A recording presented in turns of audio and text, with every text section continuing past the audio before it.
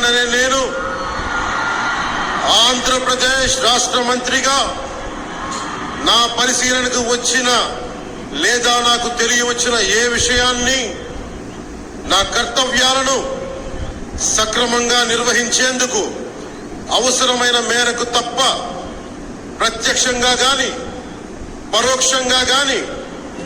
ఏ వ్యక్తికి లేదా వ్యక్తులకి తెలియపరచనని లేదా వెల్లడించనని దైవ సాక్షిగా ప్రమాణం చేస్తున్నాను.